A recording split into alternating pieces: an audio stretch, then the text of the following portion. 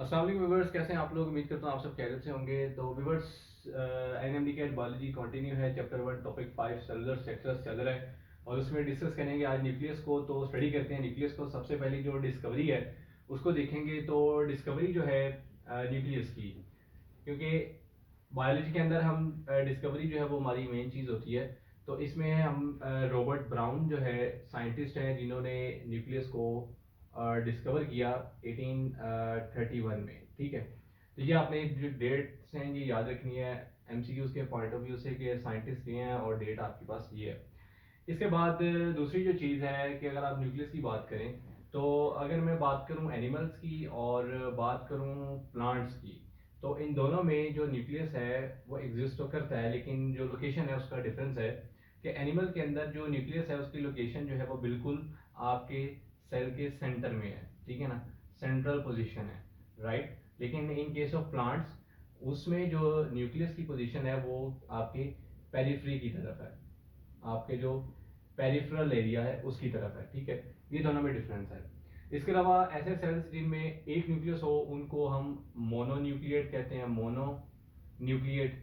ऐसे सेल्स जिनमें दो न्यूक्लियस हो उनको आप बाईन्यूक्लिएट कहते हैं, बाईन्यूक्लिएट। और ऐसे सेल्स जिनमें ज़्यादा न्यूक्लियस हों उनको आप मल्टी न्यूक्लिएट भी कहते हैं। तो ये डिफरेंट तरह के आपके सेल्स होते हैं। जैसे फंगस की आप बात करें तो फंगस के कुछ सेल्स हैं वो बाईन्यूक्लिएट हैं, ठीक है, मल्टी न्यूक्लिएट भी होते हैं। तो ये आपके पास डिफरेंट न्यूक्लियस की प्रेजेंस के लिहाज से ये कैटेगरीज हैं सेल्स की, और लोकेशन के लिहाज से हम ये देखते हैं इनको। इसके बाद फर्दर अगर आप थोड़ा सा आगे डिस्कस करें तो न्यूक्लियस को आप किस वक्त स्टडी कर सकते हैं। न्यूक्लियस को आप उस वक्त स्टडी कर सकते हैं जब आपका सेल जो है वो नॉन डिवाइडिंग स्टेज पे होगा। यानी कि जब सेल नॉन डिवाइडिंग स्टेज पे होगा तो उस वक्त आप इसको जो है वो स्टडी कर सकते हैं। ठीक है, तो ये इसके कुछ इंपॉर्टेंट पॉइंट्स थे डिस्कवरी के लिहाज से। उसके बाद फर्दर जब मैं थोड़ा सा और आगे मूव करूं तो न्यूक्लियस की जब मैं बात करूंगा तो न्यूक्लियस जो है आपका इसमें तीन चार इंपॉर्टेंट चीज़ें आती हैं, जिसमें एक आपकी है न्यूक्लियर मेम्ब्रेन, न्यूक्लियर मेम्ब्रेन। इसके बाद दूसरी जो चीज़ इसमें आती है आपकी वो आपका है न्यूक्लियोलस, या आप इसे सिंगुलर न्यूक्लियाई भी कह सकते हैं, न्यूक्लियोलस, राइट। इसके बाद इसमें आपका न्यूक्लियोप्लाज्म भी है, न्यूक्लियोप्लाज्म, राइट। इसके साथ साथ इसमें कुछ आपके न्यूक्लियर पोर्स भी हैं। तो ये चीज़ें मिलकर आपका प्रॉपर एक न्यूक्लियस जो वो बन जाता है, जिसमें न्यूक्लियर मेम्ब्रेन, न्यूक्लियोलस, न्यूक्लियोप्लाज्म और आपका न्यूक्लियर पोर्स। अब इसको थोड़ा सा हम डायग्रामेटिकली देख लेते हैं। तो डायग्रामेटिकली जब हम देखेंगे तो आपको पता चल जाएगा कि जो बेसिक स्ट्रक्चर है वो आपके पास किस तरीके से बनेगा इसका। तो देखते हैं इसको। सबसे पहली तो ये कि आपके पास जो न्यूक्लियर मेम्ब्रेन की मैंने बात की, ये जो आपकी न्यूक्लियर मेम्ब्रेन है, न्यूक्लियर मेम्ब्रेन, राइट। अब यहाँ पर मैं थोड़ा सा आपको बताता चलूँ कि एक इसका पोर्शन होता है सोल्यूबल सैप पोर्शन, जिसे न्यूक्लियोप्लाज्म बोलते हैं। अगर आप बात करें ना सेल की, अगर ये आपके पास सेल है और इस सेल का ये वाला जो पोर्शन है ये आपका अगर साइटोप्लाज्म हो, ये पोर्शन आपका क्या हो, साइटोप्लाज्म, और इस पोर्शन में आपका पड़ा हुआ है न्यूक्लियस, तो इस न्यूक्लियस के अंदर वाला जो फ्लूइड पोर्शन होगा वो न्यूक्लियोप्लाज्म होगा, न्यूक्लियोप्लाज्म। इसका मतलब ये हो गया कि ये साइटोप्लाज्म है और ये न्यूक्लियोप्लाज्म है। इन दोनों को सेपरेट किया हुआ किसने, इस मेम्ब्रेन ने। तो इस मेम्ब्रेन जिसने न्यूक्लियोप्लाज्म और आपके साइटोप्लाज्म को सेपरेट किया हुआ है, इस मेम्ब्रेन को हम कहते हैं न्यूक्लियर मेम्ब्रेन, न्यूक्लियर मेम्ब्रेन। यानी कि यहां से पता चल गया कि जो न्यूक्लियर मेम्ब्रेन है वो क्या कर रही है कि आपके न्यूक्लियोप्लाज्म को, जो न्यूक्लियस के अंदर के कंटेंट्स हैं, न्यूक्लियर कंटेंट्स, उनको बाहर के कंटेंट से सेपरेट कर रही है। तो ये होती है न्यूक्लियर मेम्ब्रेन। अब यहाँ पर जो न्यूक्लियस है इसके जो न्यूक्लियर मेम्ब्रेन की मैं बात करूं तो टू होती हैं ये कॉम्पोजिशन में। ठीक है, यूनिट्स इनके टू होते हैं। वो किस तरह से कि एक होती है आउटर, एक होती है जी आउटर, और एक होती है जी इनर। ठीक है, जो आउटर मेम्ब्रेन है वो डायरेक्ट आपकी लिंक करती है आपके इंडोप्लाज्मिक रेटिकुलम के साथ। ठीक है जी, तो ये आपका जो एंडोप्लाज्मिक रेटिकुलम है ये डायरेक्ट इसके साथ लिंक करेगी आउटर। जबकि अगर आप इनर मेम्ब्रेन को देखो तो ये आपकी है इनर मेम्ब्रेन। अब जो इनर मेम्ब्रेन है, जो आपकी इनर मेम्ब्रेन है, ये होगी आपकी आउटर मेम्ब्रेन और ये हो गई आपकी इनर मेम्ब्रेन। ठीक है। अब आउटर मेम्ब्रेन जो है वो तो अगर आप देखें तो वो आपकी क्या कर रही है कि वो डायरेक्टली अटैच है आपके ईयर के साथ। ठीक है। और जबकि जो इनर मेम्ब्रेन है वो कुछ इस तरह से आपके पोर्स बना देती है न्यूक्लियस में। अब जो ये पोर्स बन गए एक्चुअली, ये इन पोर्स को हम नाम देते हैं जी, these are the nuclear pores. ये क्या है जी? Nuclear pores. क्लियर? इन न्यूक्लियर पोर्स के थ्रू सब्सटेंसेस जो है वो सेल के न्यूक्लियस में एंटर भी होते हैं और एग्जिट भी होते हैं। मिसाल के तौर पर अगर मैं ये कहूं कि अगर ये कोई मेम्ब्रेन है और इसमें मैं यूं इस तरह से ये होल बना दूं, तो इसका मतलब है ये पोर्स बन गए हैं। अब सब्सटेंसेस यहाँ से इन भी हो सकते हैं और आउट भी हो सकते हैं। ठीक है जी, इन एंड आउट मूवमेंट जो उनकी हो सकती है। तो ये तो हो गया जी कि न्यूक्लियर पोर्स का काम किया है। अब दूसरी बात ये कि न्यूक्लियर पोर्स जो हैं ये अनडिफरेंशिएटेड और डिफरेंशिएटेड दोनों सेल्स में होते हैं। अनडिफरेंशिएटेड सेल्स जो हैं उनमें भी होते हैं, अनडिफरेंशिएटेड सेल्स उनमें भी होंगे, और ये डिफरेंशिएटेड सेल्स जो हैं ये उनमें भी होंगे। राइट? फर्क इतना है कि अनडिफरेंशिएटेड सेल्स हैं उनमें न्यूक्लियर पोर्स की अमाउंट ज्यादा होती है, लाइक 30,000 पर न्यूक्लियस। जबकि डिफरेंशिएटेड सेल्स हैं उनमें 3 to 4 पर न्यूक्लियस होते हैं। जैसे कि आपका एरिथ्रोसाइट है, आपका एरिथ्रोसाइट जो है वो भी एक फुली डिफरेंशिएटेड सेल है। अनडिफरेंशिएटेड और डिफरेंशिएशन का मतलब ये है, जैसे फॉर एग्जांपल आपकी बॉडी में डिफरेंट टाइप के स्टेम सेल्स होते हैं। अब स्टेम सेल्स से ही आगे डिफरेंट सेल्स बनते हैं ना। तो जो स्टेम सेल्स हैं वो आपके अनडिफरेंशिएटेड सेल्स हैं। वो आगे डिसाइड करते हैं फेट डिटर्मिनेशन जिसे कहते हैं ना, कि सेलुलर फेट डिटर्मिनेशन। उसमें क्या होता है कि ये डिसीजन होता है कि ये जो स्टेम सेल है इसने किस सेल में डिवाइड होना है, किस सेल में डिफरेंशिएट होना है। तो वो फिर सेल्फ फेट डिटर्मिनेशन के थ्रू वो स्टेम सेल आपके अदर सेल्स जो उनमें डिफरेंशिएट हो जाता है। ठीक है, लाइक किडनी सेल्स हैं, लिवर सेल्स हैं, हार्ट सेल्स हैं, मसल सेल्स हैं, नर्वस सेल्स हैं, डिफरेंट टाइप के सेल्स हैं। तो वो सारे डिफरेंशिएटेड सेल्स होंगे फिर। तो अनडिफरेंशिएटेड सेल्स में न्यूक्लियर पोर्स का नंबर ज्यादा होगा as compared to differentiated cells. उनमें जो न्यूक्लियर पोर्स का नंबर कम होगा, 3 to 4 पर न्यूक्लियस होंगे। तो ये थे जी आपके कुछ न्यूक्लियर मेम्ब्रेन का काम। इसके बाद थोड़ा सा और आगे अगर हम इसको डिस्कस करें तो मैं आपको बता दूं कि आपका जो न्यूक्लियस है ये बेसिकली काम क्या करता है। न्यूक्लियस जो है इसको तो बहुत दफ़ा आपने स्टडी भी किया होगा, और एमडी कैट के पॉइंट ऑफ व्यू से अगर हम इसे देखें तो न्यूक्लियस जो है इसके अंदर आपका सारा का सारा न्यूक्लियर मटेरियल पड़ा हुआ है। आपका न्यूक्लियर मटेरियल जो है वो आपका पड़ा हुआ है जी आपके न्यूक्लियस में। What's your nuclear material? Nuclear material, या आप इसे क्रोमैटिन मटेरियल भी कह सकते हैं। क्रोमैटिन मटेरियल, ये क्रोमैटिन मटेरियल, न्यूक्लियर मटेरियल। ठीक है जी। ये है क्या आपका? ये है जी आपका जो न्यूक्लिक एसिड है वो। ठीक है जी, प्रॉपर न्यूक्लिक एसिड आपका डीएनए एंड आरएनए। आपने नाम सुना होगा एक क्रोमोसोम्स का। क्रोमोसोम्स, क्रोमोसोम्स जो हैं ये क्या है बेसिकली? क्रोमोसोम्स जो हैं ये बने होते हैं आपके डीएनए के और आपके प्रोटीन्स के। इसको अभी हम आगे डिस्कस करेंगे, लेकिन यहाँ पर थोड़ा सा एक इसका बेसिक कॉन्सेप्ट देना जरूरी था कि क्रोमोसोम्स जो है वो आपके डीएनए और प्रोटीन्स के बने होते हैं। अब सवाल ये पैदा होता है कि आप क्रोमोसोम्स को कब देख सकते हैं? क्रोमोसोम्स को देखने का सबसे बेहतरीन टाइम ये होता है कि जब सेल आपका डिवाइड कर रहा हो। ठीक है ना, यानी सेल आपका जब डिवाइडिंग स्टेज पे हो। ठीक है ना, तो डिवाइडिंग स्टेज पे आपको क्रोमोसोम्स दिखाई दे सकते हैं। लेकिन जैसे ही डिवाइडिंग स्टेज गुजर जाएगी तो फिर आपको क्रोमोसोम नजर नहीं आएंगे। फिर जो चीज आपको नजर आएगी वो आपको नजर आएगा न्यूक्लियस, या वो क्या होगा? Nuclear material. ठीक है जी। तो यहाँ से आपका एक बेसिक कॉन्सेप्ट क्लियर हो गया कि अगर आप क्रोमोसोम्स को देखना चाहते हैं तो आप किस वक्त देखेंगे? जब सेल डिवाइड कर रहा होगा।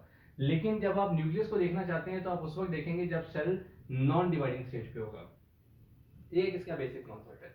यहाँ से आपको पता चल जाना चाहिए कि क्रोमैटिन मटेरियल किस वक्त बनेगा और क्रोमोसोम्स किस वक्त होंगे। यानी कि अगर सेल डिवाइड कर रहा है तो आपको क्रोमोसोम्स शो हो रहे होंगे, लेकिन अगर सेल डिवाइड नहीं कर रहा तो उसका जो न्यूक्लियर मटेरियल है, ये क्रोमैटिन मटेरियल, वो आपको शो होगा, जबकि क्रोमोसोम्स आपको शो नहीं होंगे। क्रोमोसोम्स का बेसिक स्ट्रक्चर में थोड़ा सा आगे जाकर डिस्कस करता हूँ आपके साथ। इसके बाद आपका आ जाता है न्यूक्लियोलस, जो इसका सेकंड पोर्शन है आपके न्यूक्लियस का, तो उसकी मैं थोड़ी सी बात करूँ तो न्यूक्लियोलस जो है ये बहुत इंपॉर्टेंट रोल प्ले करता है सेल के अंदर। एक कुछ ऐसे सेल्स होते हैं जिनमें एक न्यूक्लियोलस होता है, लेकिन कुछ ऐसे होते हैं जिनमें एक से ज्यादा भी होते हैं, दो भी होते हैं, तीन भी होते हैं, ठीक है। लेकिन इसका मेन काम क्या है? इसका मेन काम ये है कि न्यूक्लियोलस की जब भी आप बात करेंगे तो इसके रीजन जो है वो दो होते हैं। एक इसका जो रीजन होता है वो होता है पेरिफेरल रीजन, पेरिफेरल रीजन, ठीक है जी। पेरिफेरी कहते हैं मेम्ब्रेन को। और एक होता है इसका central fibril area, central fibril area, ठीक है जी।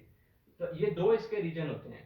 जो पेरिफेरल रीजन होता है इसमें आपकी जो है वो राइबोसोमल सब यूनिट्स बनते हैं। राइबोसोमल सब यूनिट्स आपके यहाँ बनते हैं। राइबोसोमल सब यूनिट्स में लार्जर सब यूनिट और स्मॉलर सब यूनिट। जो सेंट्रल फाइब्रिल एरिया है यहाँ पर होते हैं जी आपका लार्जर मॉलिक्यूलर वेट्स, जिसमें आरएनए है और आरडीएनए है।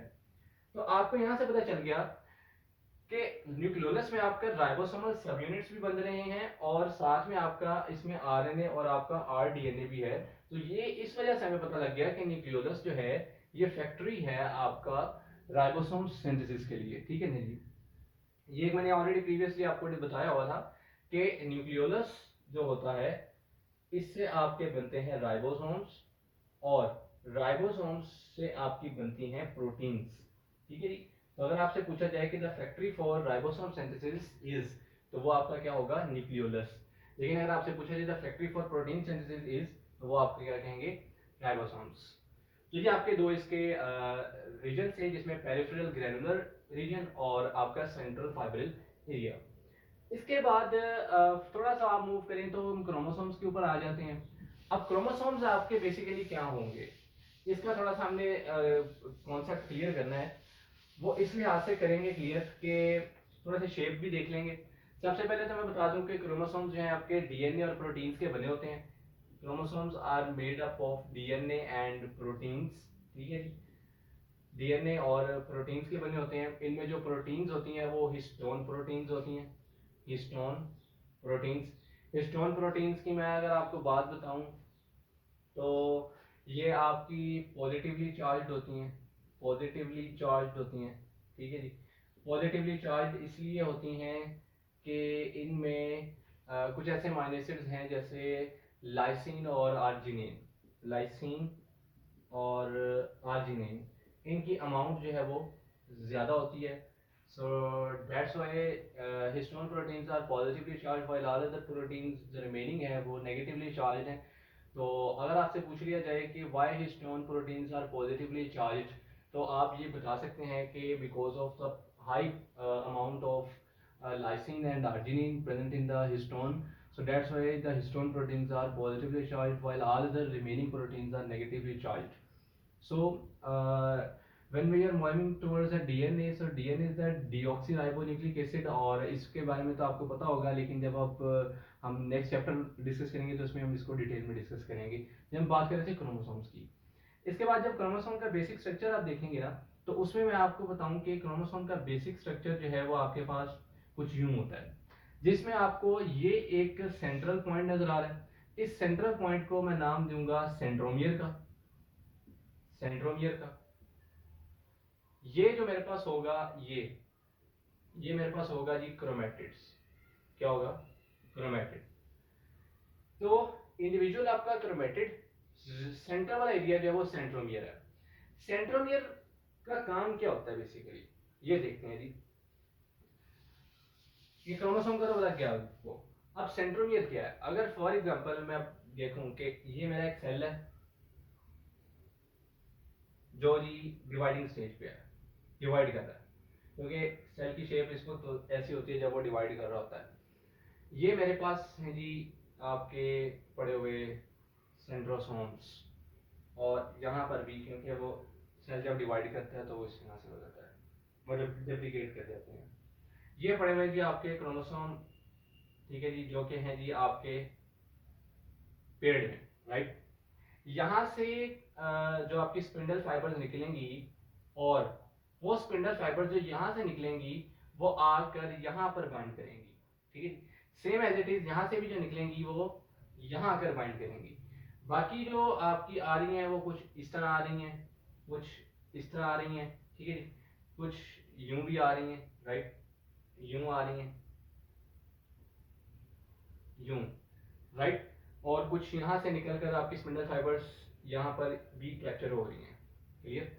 इसी तरह से आपकी स्पिंडल फाइबर्स यहाँ से इस पे ओवरलैप करेगी, एक यहाँ से इस पे ओवरलैप करेगी, एक निकल के यहाँ पर इसको हिट करेगी, एक अगेन इसको हिट करेगी, फिर एक निकलेगी जो इसको हिट करेगी, फिर यहाँ से एक निकल के इसको हिट करेगी, right. Same as it is यहाँ से भी।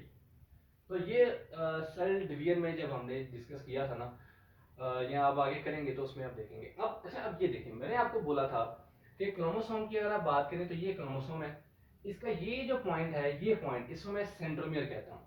तो अगर आप देखें तो स्पिंडल फाइबर्स, ये वाली जो दो स्पिंडल फाइबर्स हैं, ये निकल कर बिल्कुल उसके इसी पॉइंट पे आके हिट कर रही हैं। तो सेंट्रोमियर वो रीजन होता है जहां पर spindle fibres, kinetochore spindle fibres आकर जो है ड्यूरिंग सेल डिवीजन वो पॉइंट बनाती हैं, जो अटैचमेंट करती हैं वहां पर, जिससे क्रोमोसोम जो है वो रेप्लिकेट कर जाते हैं, वो सेपरेट आउट हो जाते हैं और फिर सेल जो है वो डिवाइड कर जाता है। तो ये आपका एक रीजन होता है क्रोमोसोम का, सेंट्रोमियर, बड़ा इंपॉर्टेंट है, जहां पर काइनेटिक और फाइबर्स अटैच होती हैं ड्यूरिंग सेल डिवीजन।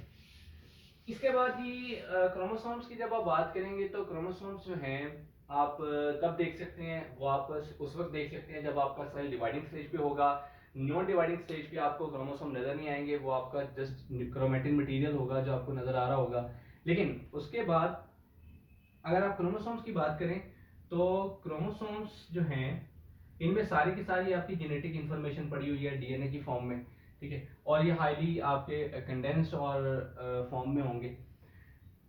इसमें जो क्रोमोसोम है, अगर आप एक स्पीशीज लें, स्पीशीज कोई भी, और उसका जनरेशन आफ्टर जनरेशन आप उसकी जो जेनेटिक मटेरियल है या क्रोमेटिन मटेरियल उसको चेक करें तो वो सेम रहेगा, जनरेशन आफ्टर जनरेशन भी वो सेम रहेगा। लाइक फॉर एग्जांपल, जैसे कुछ एग्जांपल्स हैं जो यहाँ पर मैं आपको बता दूं। लाइक फॉर एग्जांपल, जैसे ह्यूमन है, इसमें आपके 46 क्रोमोसोम्स हैं। ये एमसीक्यू के पॉइंट ऑफ व्यू से बहुत इंपॉर्टेंट है जी। ह्यूमंस में 46 क्रोमोसोम्स हैं। इसी तरह आपके ड्रोसोफिला है, उसमें 8 क्रोमोसोम्स हैं। आपके जो ड्रोसोफिला है, ड्रोसोफिला ड्रोसोफिला मिलेनोगेस्टर, ये आपकी फ्रूट फ्लाई है, ठीक है। इसमें इसको आपने एफएससी पार्ट 2 में जो है आपका वेरिएशन एंड जेनेटिक्स, उसमें इसका बड़ा इंपॉर्टेंट टॉपिक भी है, रेड एंड वाइट आइज। इसके बाद आपका जो है चिंपैंजी, ठीक है जी, उसमें 26 क्रोमोसोम्स हैं चिंपैंजी में।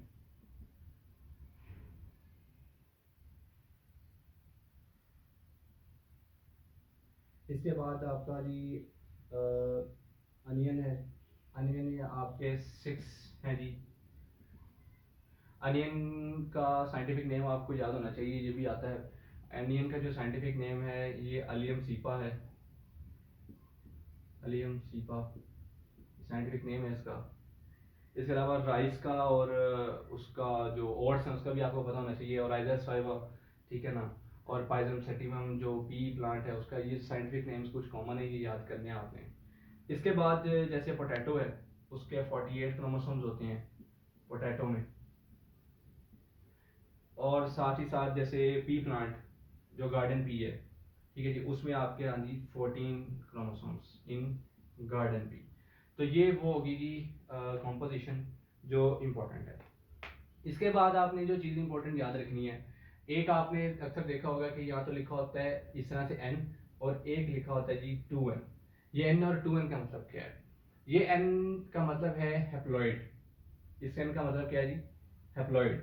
इस n का मतलब है जी डिप्लॉइड। हैप्लॉइड और डिप्लॉइड में फ़र्क ये है, जैसे आपके जर्म सेल्स हैं जिसमें स्पर्म है या ओवम है, वो आपके हैप्लॉइड हैं, वो सिंगल एन के साथ उनको शो करते हैं। और कुछ आपके जो सोमेटिक सेल्स हैं, ठीक है, तो सोमेटिक सेल्स आपके जो है वो सारे के सारे मोस्टली डिप्लॉइड्स हैं। तो हैप्लॉइड में half number of chromosomes, diploid में आपका फुल नंबर ऑफ क्रोमोसोम्स जो है वो आ जाते हैं। तो स्पर्म्स और ओवम वगैरह, एग जिसे बोलते हैं, वो हैप्लॉइड हैं। सोमेटिक सेल्स जो हैं बॉडी के, वो आपके डिप्लॉइड हैं। तो ये हमारा जो था टॉपिक था, इसके कुछ इंपॉर्टेंट जो क्वेश्चन हमने डिस्कस किए, जिसमें हमने न्यूक्लियोलस, न्यूक्लियर मेम्ब्रेन, क्रोमोसोम्स वगैरह को सारे डिस्कस किया। और अब हम नेक्स्ट अपना जो चैप्टर सेकंड है उसकी तरफ मूव करेंगे अपने नेक्स्ट लेक्चर में। ओके, अल्लाह हाफिज़।